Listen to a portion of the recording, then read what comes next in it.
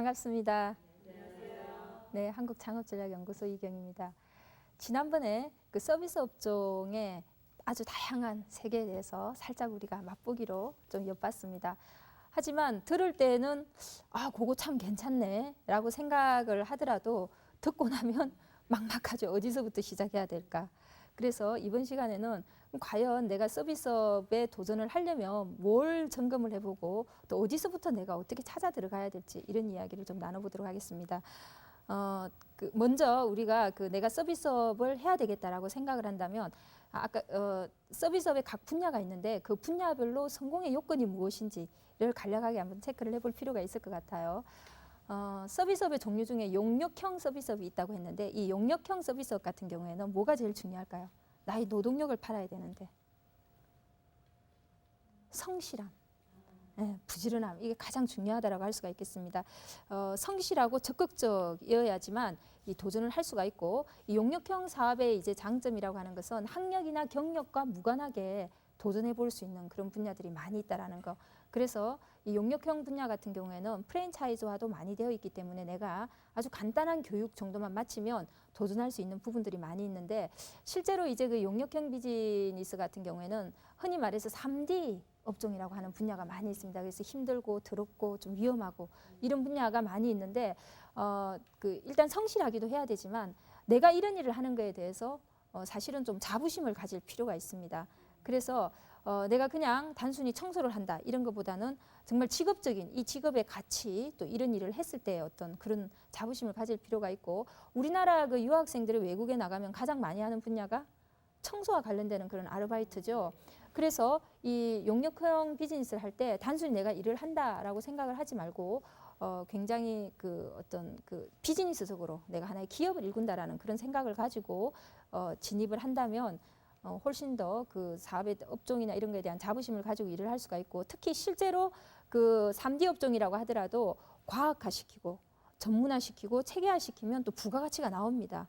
그래서 그냥 혼자서 직업적으로 하는 것과 달리 비즈니스적으로 했을 때 훨씬 더 음식점을 하나 가지고 있는 건 폼은 나겠지만 훨씬 더 실제로는 알찬 소득을 많이 얻을 수가 있고 또 이런 부분들은 원재료비나 이런 것들이 적게 들기 때문에 우리가 그 용역형 사업의 어떤 특성을 염두에 두고 내가 선택을 할 때 고려를 해야 된다라고 할 수가 있겠습니다. 두 번째로는 그 중개형 비즈니스인데 이 중개형 비즈니스 같은 경우에는 대인관계가 참 중요하다라고 할 수가 있겠습니다. 음식점이라고 했을 경우에는 일단 그 입지가 굉장히 많이 중요하죠. 그래서 우리가 어떤 입지에 뭘 넣어놔도 사실은 입지가 좋은 것은 장사가 된다라고 얘기를 하는데 그것은 내 능력이 아니라 사실은 입지라든지 또 시술도 사실은 돈이지 내 능력은 아니지 않습니까? 그래서 그런 것들에 의해서 많이 좌우가 되는데 이 중개형 비즈니스 같은 경우에는 일단 대인관계도 좀 중요하고 자기가 하고자 하는 분야에 정보를 수집할 수 있는 어떤 지적인 능력 이런 것들 전문성 이런 것들도 필요하고 그 분야에 대한 경험도 필요하다라고 할 수가 있겠습니다. 그 다음에 시설 장치업 같은 경우에는 이미 우리나라에서도 많이 이제 확산이 되어 있긴 한데 이 시설 장치업을 좌우하는 첫 번째 요인은 돈. 네, 시설 장치의 수준이 중요하기 때문에 일단 그 자본력이 좀 뒤따라야 된다라고 할 수가 있겠고요. 두 번째로는 관리 프로세스입니다. 예를 들어서 내가 피부 관리실을 한다 또는 30분 여성들을 위한 30분 순환운동센터를 한다라고 했을 때 얼마나 고객을 관리하는 시스템이 잘 되어 있느냐, 고객 만족 시스템이 잘 되어 있느냐, 또 조직의 훈련이 얼마나 잘 되어 있느냐 이런 것들이 성패를 좌우하는데 이 시설 장치업의 이제 종류에 따라서 약간 달라요. 어떤 경우에 예를 들면 PC방이나 노래방 같은 경우에는 절대적으로 이 시설 장치의 수준에 많이 좌우가 되지만 피트니스 같은 경우에는 고객을 관리하는 프로그램이 그거보다 더 중요하다고 할 수 있겠고 또 최근에는 당구장이 또 많이 또 늘어나고 있습니다. 이 당구장을 관리하는 이런 시스템이 좀 새롭게 개발이 되고 또 아날로그에서 특별한 어떤 놀이를 할 수 있는 그런 시간을 때우거나 놀이를 할 수 있는 수단이 없어졌기 때문에 다시 이제 재등장을 하고 있는데 이런 것들 같은 경우에는 역시 이제 관리 시스템과 시설력이 같이 이제 좌우하는 요인이라고 할 수가 있겠죠. 그 다음에 이제 기술형 그 서비스업 같은 경우에는 당연히 기술의 수준이 중요하겠죠. 근데 우리가 한 가지 이제 그 기술형 이 서비스업에 들어갈 때 주의해야 될 점이 뭐냐면 운전면허를 따면 바로 운전을 능숙하게 할 수 있나요? 저는 운전면허도 참 힘들게 땄지만 따고 나서 더 힘들더라고요. 차를 몰고 나가기가 겁이 나서. 그죠? 우리가 미용사 자격증을 딴다고 바로 미용실을 차려서 뭐 내가 헤어드레서가 돼서 이렇게 일을 할 수 있는 건 아니죠.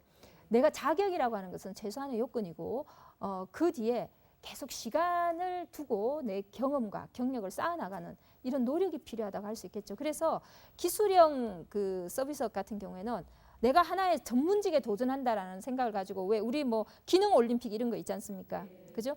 내가 뭐 기능 올림픽에 금메달은 딴다라는 생각은 못 하더라도 최소한 어느 정도까지는 내가 참 나 자신하고 승부를 걸어야 되겠다 생각할 필요가 있죠. 외국에 가보면 우리나라도 역시 마찬가지지만 자동차와 관련되는 서비스 업종이 굉장히 세분화되어 있습니다. 뭐 깨진 유리만 전문적으로 복원을 해준다든지 뭐 굉장히 다양한 분야로 세분화돼서 많이 운영이 되고 있는데 이 그 자동차 관련되는 간단하게 이제 우리가 흠집 제거하는 이런 그 업종이 우리나라에서도 인기를 얻고 있는데 이것만 보더라도 보통 이제 프랜차이즈로 하게 되면 본사에서 한 2달 정도 교육을 받아야 됩니다. 근데 이제 1달에서 2달 정도 교육을 받는다고 해서 바로 이렇게 내가 일을 잘할 수 있는 게 아니에요. 요즘은 이제 출장형 또 흠집 제거업도 많이 하고 있죠. 그래서 사무실 없이 내가 전화만 받고 현장에 가서 차를 가지고 와서 내가 뭐 흠집 제거라든지 수리를 해서 이렇게 갖다 주는 그런 사업인데 처음에는요 아주 중고차에다가 가격이 저렴한 차는 그래도 좀 배웠다고 이렇게 자신 있게 할 수 있지만 비싼 차 잘못 건드려 보세요. 이거 뭐 수리를 해주는 게 아니라 오히려 내가 물어줘야 될지도 모르는 그런 상황이 발생할 수도 있습니다. 그래서 우리가 이 기술형 같은 경우에는 하루아침에 내가 원하는 수준까지 오르는 게 아니라 처음에는 내가 실력이 좀 없을 때는 싸게 저렴하게 해주면서 경험을 쌓아가면서 마치 미장원에 들어가면 먼저 뭐부터 해야 되죠? 그 청소부터 해야 되죠. 그다음 머리 감기는 거, 그죠? 이런 거 해야 되듯이 그렇게 이제 마음 자세를 갖는 게 필요하다라고 할 수가 있겠습니다. 그다음에 이제 정보 지식형 사업 같은 경우에는 아주 이제 그 대표적인 고학력자들을 위한 그런 직업이라고 할 수가 있는데 이 경험 지식의 난이도 수준이 높다라고 할 수가 있겠어요. 그래서 내가 그 분야에 상당한 경력을 갖추고 들어가는 게 좋다. 예를 들어서 뭐 우리 경영지도사라고 하는 게 있는데 이 경영지도사 자격증을 딴다고 바로 뭐 능숙하게 막 경영지도를 잘하고 이게 안 되거든요. 많이 경험하고 많이 체험할수록 그리고 그 체험과 경험을 통해서 배우고 또 계속 공부를 해나가야 됩니다. 그래야지 훌륭한 이제 그 경영 지도사가 될 수 있는 것처럼 이 정보와 지식과 관련되는 분야는 일단 나의 그 커리어적으로 연관성이 좀 있어야 된다. 두 번째로는 내가 계속 공부한다는 자세를 가져야 된다. 세 번째로는 마케팅력도 필요하더라. 라고 하는 이런 특성이 있다라고 할 수가 있겠습니다. 자, 그러면 각 분야별로 제가 그 성공의 어떤 요건 같은 것들을 그 설명을 해드렸는데, 그러면 이런 분야에 접근하는 방법은 어떻게 되는지를 좀 살펴볼 필요가 있을 것 같아요.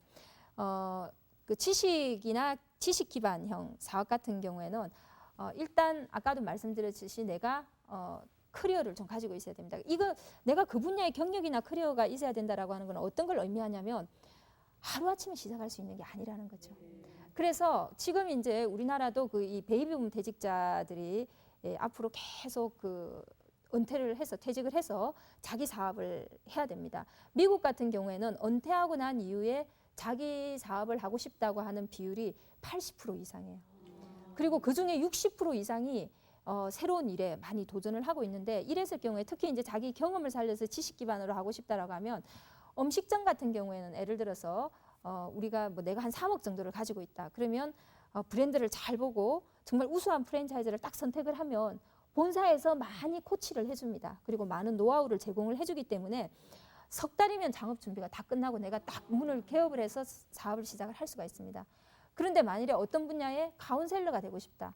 뭐 제가 이혼 상담사 같은 것도 있다라고 말씀을 드렸는데 카운셀러가 되고 싶다라고 한다면 사실은 경험도 필요하지만 좀 어떤 사람의 심리에 대한 공부 같은 것도 좀 필요하겠죠. 그래서 이 지식 기반 서비스 업종 같은 경우에는 오랜 기간을 두고 준비를 하는데 최소한 뭐 3년에서 5년 정도는 기간을 두고 경험을 쌓으면서 준비를 할 필요가 있다라고 할 수가 있겠고 이 지식 기반 서비스 업종에서 가장 이제 사업을 성공시키는 중요한 어떤 그 마케팅 포인트는 뭐냐면 자기 책을 펴내는 겁니다. 우리 뭐 이미지 컨설턴트라고 하는 직업이 옛날에는 그렇게 유망하다고 생각 안 했는데 요즘은 활동하시는 분들이 꽤 많은데 이분들 보면 대부분 다 그렇죠. 자기 저수를 가지고 있습니다. 먼저 자기 저수를 가지고 사람들한테 선을 보이죠. 아, 내가 이만한 전문성이 있어요. 라고 선을 보이고, 두 번째로는 어떻죠? 책을 펴내면 내 이름의 가치가 높아지는 거죠. 명성이 관리가 되는 거죠.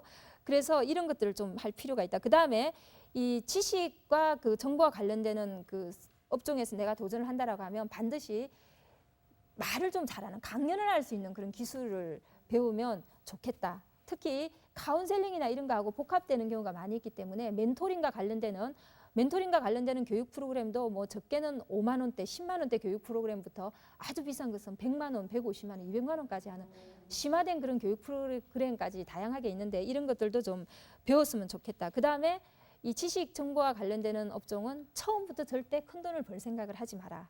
시간이 오를수록 나의 지식이라고 하는 것은 점점 시간이 오를수록 더 난이도가 깊어지고 풍부해지고, 그죠? 그렇기 때문에 시간이 흐르면 나중에는 정말 비싼 값으로 나의 지식을 팔 수 있는 그런 게 된다, 여건이 된다라고 할 수 있겠습니다. 두 번째 우리가 서비스업에 도전하는 방법 중에 하나는 자기의 경험을 바로 서비스 직종으로 연결하는 것이라고 할 수가 있겠는데요. 아까 말씀드렸듯이 그 뭐 이혼에 대한 상담을 해준다. 그다음에 외로운 사람들의 말벗이 돼준다. 뭐 이런 사업들도 외국에서는 인기를 얻고 있는데, 이런 것들은 자기 경험 없이는 참 힘들죠. 좋은 엄마가 된다, 좋은 아빠가 된다. 심지어는 신혼부부를 위한 그런 프로그램 강좌 코스까지 있습니다. 사실은 저도 그런 걸 참 많이 느꼈는데 너무 준비가 되지 않은 상태에서 사실은 엄마가 됐어요. 그래서 참 내가 애를 키우면서 조금 더 준비가 되었더라면 훌륭하게 그 육아를 할 수 있었을 텐데, 이런 후회가 많이 드는데, 우리가 좀 더 했었더라면 하는 그 아쉬움이 남는 그런 분야들은 모두 다 사실은 사업화를 할 수가 있습니다. 그리고 이 자기 경험을 어떤 서비스업화하는 분야에서는 굉장히 이제 다양한 카운셀링이라든지 이런 분야들이 많이 있고, 우리나라도 큰 욕심을 내지 않는다면 지금이라도 당장 사업을 시작할 수 있는데, 이때 이제 굉장히 중요한 것 중에 하나가 역시 이 자기 경험을 사업화하는 분야도 뭐라고 해야 될까요? 뭐 책이라든지 컨텐츠 정리, 경험을 정리하는 게 참 중요한데, 특히 이 서비스업에서는 굉장히 큰 마케팅의 효자가 뭐냐면 인터넷입니다. 인터넷. 내가 홈페이지를 굳이 만들 필요도 없어요.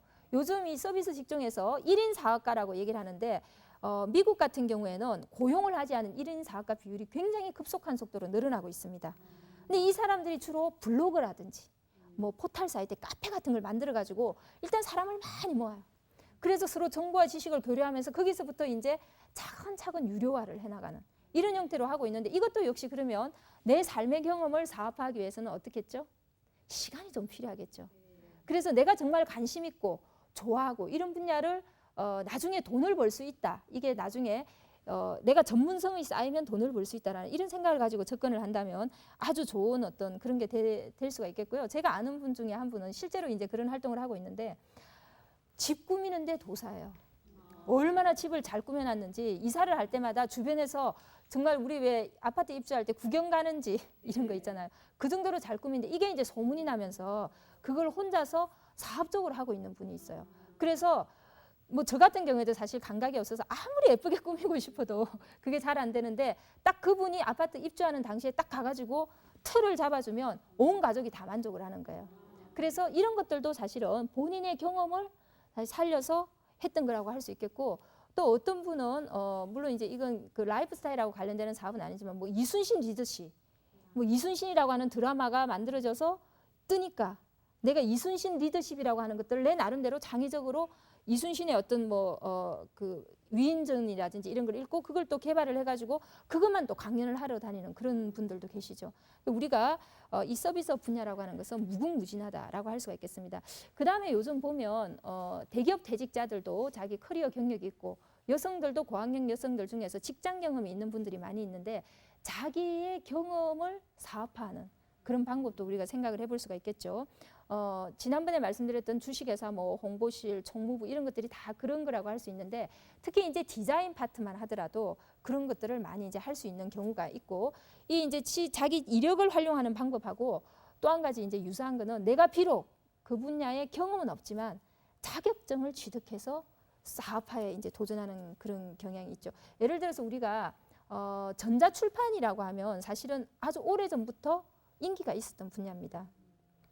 근데 지금은 이제 사실은 약간 좀 소강 상태에 빠져 있죠. 왜냐하면 그 일반 회사에서도 컴퓨터를 다 다루고 있고 또 웬만하면 이제 아래 한글 같은 것들 잘 활용을 하면 뭐 편집할 수 있는 상태로 많이 되어 있긴 한데 이 전자출판 같은 게 이미 한물간 직종이 아닌가라고 생각할 수도 있지만 잘 배우면 새로운 사업 분야를 개척을 할 수가 있어요. 이 전자출판과 관련되는 간단한 우리가 이제 사례를 본다면 예를 들어서 가족사나 개인사를 간단한 이 리플렛이나 이 출판물 형태로 만들어주는 사업이 굉장히 인기입니다. 그리고 요즘 예를 들면 디지털 사진 많이 찍지 않습니까? 그죠? 근데 이 디지털 사진을 찍었는데 감당이 안 돼. 옛날에는 정말 사진을 찍어서 앨범에 보관을 하니까 아, 이게 이제 앨범이 비었으니까 사진을 좀 찍어줘야 되겠다라는 생각을 하는데 요즘은 마음이 내킬 때는 사진을 뭐 한 번에 수백 장씩 찍고 바쁠 땐 또 잊어버리고 사진을 하나도 안 찍어서 기록물로 보관하기도 힘들고 예를 들어서 뭐 신혼여행을 갔다 왔는데 사진이 뭐 한 1000장 정도 나와버리면 뭘 뽑아가지고 보관해야 되겠다는 생각조차도 없어지는데 바로 이런 수요들을 노려서 앨범을 디지털 앨범을 만들어주는 거죠. 그래서 사진을 보내주면 그중에 예쁜 것들을 뽑아가지고 아주 예쁜 책자로 만들어가지고 요즘은 이 소량 출판 그 기술이 또 발달돼 있기 때문에 그런 것만 전문적으로 서비스를 해준다든지 또 한 가지는 이제 미니 사보 제작 사업 같은 거 우리가 미니 퍼블리셔 사업이라고 얘기를 하는데 요즘은 피트니스 센터에서도 회원지 소식지를 만들어내요. 그리고 뭐 회계사 사무실이라든지 법률 사무실이라든지 뭐 이런 데서 다 소식지를 만들어내는 게 새로운 마케팅 기법이 될 수가 있는데 사실은 피트니스 센터에 그걸 전문적으로 하는 직원을 두면 어떻겠어요? 배보다 배꼽이 더 크겠죠. 그래서 이제 이런 것들도 우리가 전문적으로 대응을 할 수가 있겠죠. 그 다음에 텔레마케트 교육이 한동안 굉장히 붐을 일으켰습니다. 한 10년 전에 굉장히 큰 인기를 끈 적이 있는데 사실은 그 텔레마케트 교육을 가지고 그 분야에서 정말 우뚝 서서 지금은 이 여성계에서 굉장히 활발하게 활동하시는 그런 여성분들도 있는데 여러분들도 새로운 교육 분야를 하나 잘 개발하시면 정말 그 기업을 일굴 수 있을 정도로 성장을 할 수도 있습니다. 근데 이 텔레마케트가 이제는 한물 간 게 아니냐 이렇게 생각을 할 수도 있는데 요즘은 소규모 기업에서도 이 앤셀링 서비스라고 해가지고 이 고객 관리를 하는 것을 외주로 아웃소싱을 주는 그런 트렌드가 형성이 되고 있습니다. 그러면 내가 텔레마케트가 이전에는 교육을 받아서 텔레마케팅 하는 회사에 직원으로 입사를 했다면 이제는 하나의 직업인으로서 내가 내 지역 사회에 어떤 있는 기업들을 대상으로 해서 앤셀링 서비스를 해주는 그런 사업을 할 수가 있겠죠. 그래서 이런 것들도 전문 자격증을 활용한 그런 사업이라고 할 수 있겠고 그 외에 뭐 가정원예 이런 것들도 요즘 아파트 도심 같은데 미니 정원 같은 걸 꾸며주는 이런 것들을 내가 배워가지고 만들어준다든지 또 디자인 같은 경우에도 디자인하는 사람들 너무 많은데 내가 그거 배워서 어디로 들어가서 취업이 되겠어 뭘 하겠어 아마 이런 생각을 하실 텐데 이 디자인 같은 경우에도 또 POP 디자인이라고 해가지고 POP만 전문적으로 디자인을 해주는 그런 직종들도 있습니다. 그래서 이런 쪽으로 진입을 한다든지 해서 전문 자격증을 활용을 하면 새로운 어떤 분야에 그 도전을 할 수 있는 그런 경우들이 많이 있다라고 할 수 있겠습니다. 그 외에도 우리가 교육 훈련 분야 같은 경우도 다양한 것들을 개발할 수가 있고 또 가사 도우미 서비스 분야에서도 내가 잘할 수 있는 것들을 가지고 이제 다양하게 할 수가 있는데 이 서비스업을 이제 선정을 한다고 했을 때 먼저 이런 다양한 것들이 있는데 나한테 좀 맞는 걸 해야 되겠죠. 그래서 선정 요령이 있습니다. 첫 번째가 뭐냐면 일단 먼저 그 업종이 요구하는 자질을 봐야 되는 거죠. 예를 들어서 베이비시터 아무나 할 수 있다고 생각하지만 결코 그렇지는 않습니다. 환자 돌봄 서비스 아무나 할 수 있다라고 하지만 결코 그렇지가 않아요. 그런 사업은 전인격적으로 내가 서비스를 제공하는 거예요. 단순히 내가 그 하는 방법을 배웠다고 할 수 있는 게 아니라 실제로는 내가 거기에 굉장히 그 마음으로 정말 나의 깊은 마음에서부터 할 수 있어야지 그런 마인드가 되어 있을 때만 할 수 있기 때문에 내가 그 직업이 요구하는 그런 어떤 그 인격적이고 어떤 성격적으로 또는 뭐 기술적으로 또는 내 취향이 그게 맞는지 이런 것들을 좀 살펴봐야 된다라고 할 수 있겠습니다. 그 다음에 두 번째로 우리가 서비스 업종을 선정을 할 때는 업종의 소비 회전도를 좀 체크해 볼 필요가 있습니다. 예를 들어서 베이비시트를 내가 한다라고 했을 때 환자 돌봄 서비스를 한다라고 했을 때 한 번 고객이 되면 어때요? 그 고객한테서 꾸준히 서비스가 이제 제공이 되죠. 근데 예를 들어서 광촉맥 코팅 사업을 했다고 생각을 해보시죠. 광촉맥 코팅은 한 번 하면 반영구적이에요. 그죠? 그 이 서비스 회전 주기에 따라서 뭐가 달라지죠? 수익이 달라지죠. 예를 들어서 침대 청소 대행업을 한다라고 하면 침대 청소 대행업을 해서 깨끗하게 이 알레르기를 일으키는 뭐 진드기균이나 이런 걸 없앤다라고 생각을 한다면 보통 1년에 한 4번 정도는 서비스를 해야 됩니다. 그죠? 이렇게 업종마다 다 다르죠. 예를 들어서 창업 컨설팅을 한다. 어떻게 써요? 1년에 뭐 평생 한두 번 할까 말까 한 게 창업이죠. 그죠?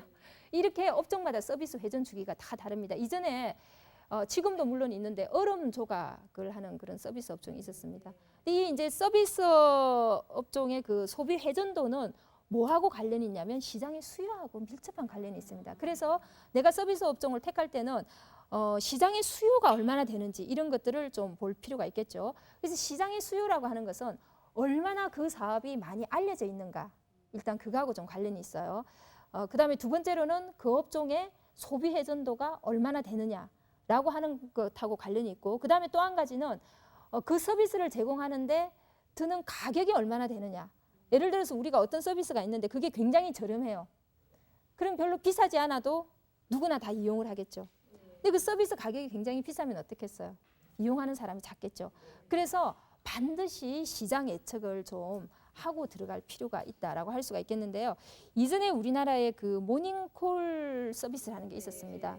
그게 굉장히 막 그 아이디어가 독특하니까 뭐 신문에서도 다루고 해가지고 급속하게 늘어나고 모닝콜만 전문적으로 파트타임으로 일하는 사람들도 많이 등장을 했는데 한동안 그렇게 하다가 좀 많이 사라졌습니다.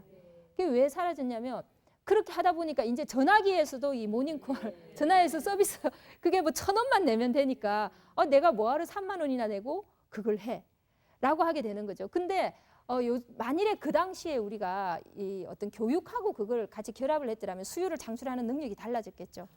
요즘 전화 영어 원어민하고 전화로 대화하는 거 많이 하는 거 아실 겁니다. 근데 이 전화 영어를 모닝콜 대행으로 하시는 분들이 있으세요. 아침에 내가 딱 일어나야 될 시간에 그 전화 영어를 하게 되면 아침에 모닝콜 효과가 자동적으로 있으면서 영어 회화까지 같이 공부하게 되는 그런 효과가 있는 거죠. 저희 남편도 그걸 하고 있는데요. 자, 이런 식으로 시장의 수요라고 하는 것들은 일단 내가 객관적으로 책정할 수 있는 부분이 있고, 두 번째는 어때요? 내가 아이디어를 내서 사업 모델을 어떻게 만드느냐에 따라서 내 스스로 시장의 수요를 좀 다르게 측정할 수도 있겠죠. 아까 제가 얼음 그 조각 서비스업이 있었다라고 얘기를 했는데 이 얼음 조각 서비스업은 수요가 어떻겠어요? 많지는 않겠죠. 주로 뭐 이벤트 하는 회사라든지 또는 모임에 관련되는 여러 가지 뭐 행사를 대행한다든지 예식장이라든지 뷔페라든지 이런 데서 수요가 많이 있기 때문에 이런 건 어때요? 내 사업 반경을 굉장히 넓게 잡아야 되겠죠. 그죠? 그래서 이렇게 그 시장 수요를 본다라고 하는 거 이런 것들도 굉장히 중요하다. 또 한 가지는 고객을 명확하게 할 필요가 있을 것 같습니다. 야, 내가 이 사업을 하는데 이 사업에 대한 수요는 막 무궁무진해. 막 이렇게 생각할 것 같은데 사실 막상 이 뚜껑을 열어보면 그렇지가 않거든요. 뭐 예를 들어서 누구나 침대 다 가지고 있는데 다 침대 청소해야 돼라고 생각을 한다든지 누구나 환경 오염에 다 노출이 돼 있기 때문에 이걸 다 할 거야라고 생각을 한다든지 그렇지만 실제로는 그렇지가 않다라는 거죠. 그래서 내 고객이 누군지를 명확하게 하는 것은 나중에 서비스 사업을 하면서 마케팅 전략을 짜는데 굉장히 밀접할 수가 있습니다. 예를 들어서 우리가 대부분 이제 그 가죽 리폼 같은 경우에는 어때요? 가죽을 이제 리폼을 해가지고 전략을 해주는 그런 사업인데 주로 서민청들이 많이 할 것 같죠. 근데 막상 뚜껑을 열어봤더니 서민청들이 가지고 있는 그 물건 중에서 그렇게 비싼 리폼을 해서 쓸 만큼 비싼 제품이 별로 없는 거예요. 그리고 인식도 좀 약하고. 근데 오히려 중상류층 중에서 내가 명품을 가지고 있는데 이게 도저히 그죠? 뭐라든지 아니면 굉장히 이제 좋은 가죽 제품을 가지고 있는데 뭐 이거는 오래 써야 되겠다라는 식으로 이제 하다 보니까 오히려 뚜껑을 열고 보니까 중상류층 이상이 이제 그 주 고객이 되더라라는 이제 이런 것들도 있고 그렇기 때문에 반드시 내가 고객이 누군지에 대해서 명확하게 할 필요가 있고요. 한 가지 마지막으로 더 얘기를 한다면 우리나라의 문화 수준이나 여건에 맞는지를 좀 체크를 해볼 필요가 있을 것 같습니다. 예를 들어서 잔디깎기 같은 경우 이런 외국의 사업이 있는데 실제로는 우리나라는 단독주택 형태가 좀 다르죠. 그죠? 그리고 주택 탐정업 이런 것들도 미국에서는 굉장히 인기인데 우리나라는 아파트로 좀 규격화되어 있기 때문에 단독주택이 많은 미국하고 좀 다르다고 할 수 있겠죠. 그 외에 외국에서는 그 이웃을 맺어주는 사업도 인기를 얻고 있는데 우리나라는 뭐 쉽게 이웃을 맺어주죠. 그래서 이런 이제 그 우리나라 수요와 좀 맞지 않는 부분은 살짝 우리나라 수요에 맞게끔 좀 변형을 시키는 노력을 한다든지 아니면 사업성이 있는지를 잘 평가를 해서 서비스 업종에 도전을 해야 된다고 할 수 있겠습니다. 감사합니다.